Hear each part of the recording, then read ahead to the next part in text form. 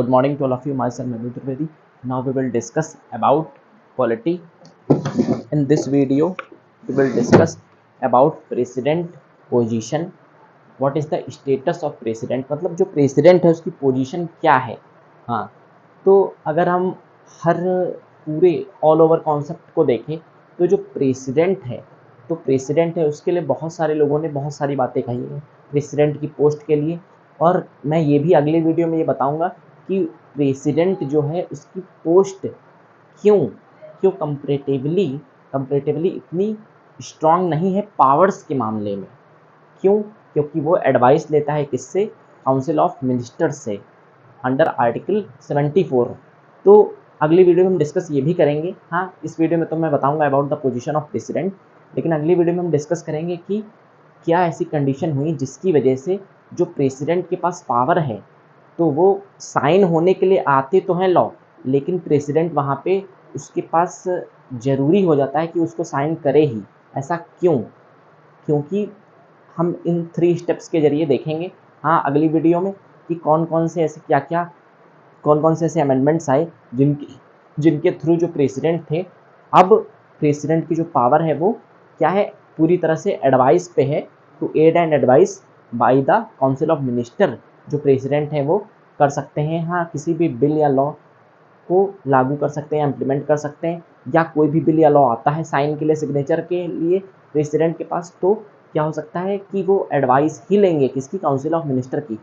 तो क्या है मतलब एक तरीके से ऑल ओवर अगर हम देखें तो यहाँ पे डेमोक्रेसी भारत में क्या सुपरमेसी है? किसकी सुपरमेसी है? डेमोक्रेसी की, क्योंकि जनता की सुपरमेसी है भारत में, ना कि मोनार्की सिस्टम है। इसीलिए जो प्रेसिडेंट की पावर है तो उसको कहीं कहीं पे गोल्डन जीरो कहा जाता है भारत के लिए।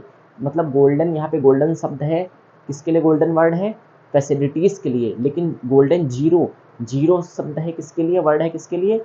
पावर्स के लिए। मतलब पावर्स तो बहुत कम है, लेकिन फैसिलिटीज़ अगर कहें तो फैसिलिटीज़ शायद इतनी और किसी के पास नहीं है जितनी प्रेसिडेंट के पास है भारत में। तो ये सारी चीज़ें हैं। पॉलिटी 109 पार्ट है ये।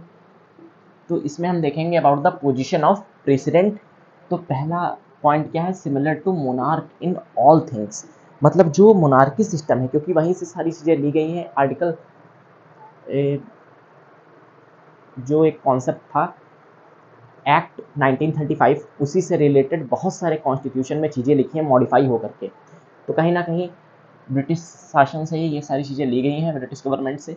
तो सिमिलर टू है मोनार्क इन ऑल थिंग्स। जो ब्रिटेन की मोनार्की है उसकी सिमिलर ये क्या है? पोस्ट है, और वैसी ही सुविधाएं, वैसी ही फैसिलिटीज़ भी दी जाती हैं जैसे कि वहाँ मोनार्की को, मतलब जो किंग और क्वीन होता है उसको सुविधाएं दी जाती हैं, वैसी यहाँ प्रेसिडेंट को मिलती हैं सुविधाएं भारत में। फिर हेड ऑफ स्टेट है, पूरे राज्य का हेड है, या एक तरीके से कहे तो ग्रैंडफादर है। कौन? प्रेसिडेंट।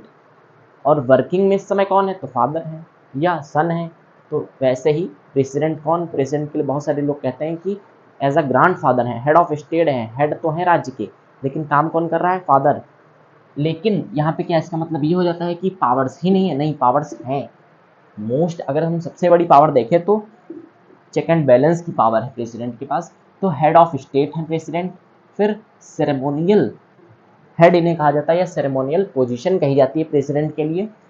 मीन्स रबर स्टैम्प, या दूसरे शब्दों में अगर हम समझें तो प्रेसिडेंट के लिए कहा जाता है गोल्डन जीरो मतलब गोल्ड फैसिलिटीज़ हैं प्रेसिडेंट के पास, लेकिन जीरो पावर्स है, मतलब पावर्स बहुत कम है। फिर बाउंड बाई एड एंड, क्यों ऐसा है? क्योंकि bound by aid and advice of council of minister under article 74, क्योंकि वो जो भी काम करेंगे उसके लिए उनको क्या करना पड़ेगा?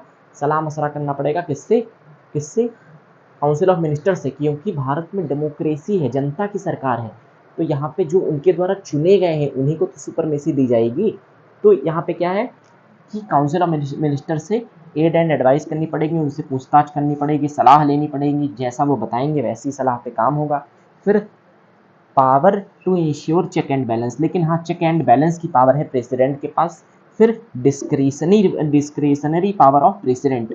डिस्क्रिशनरी पावर मतलब जो अपने मन मुताबिक कर सके प्रेसिडेंट, ऐसी कौन सी पावर है? डिस्क्रिशनरी पावर कौन सी है?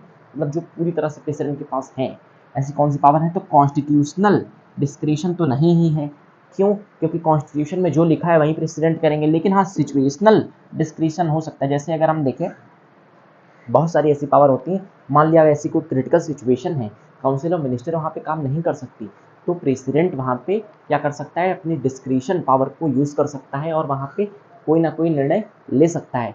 तो वहाँ पे प्रेसिडेंट का रोल हो जाता है। तो यहाँ पे सिचुएशनल डिस्क्रिशन है किसके पास, president can do on his own. वहाँ पे प्रेसिडेंट अपने मन से कोई भी कार्य कर सकता है जब भी कोई ऐसी क्रिटिकल सिचुएशन हो। तो जब भी ऐसी कोई सिचुएशनल डिस्क्रिशन वाली बात होगी तो वहाँ पे प्रेसिडेंट कोई ना कोई निर्णय ले सकता है। Please take a screenshot. Thank you.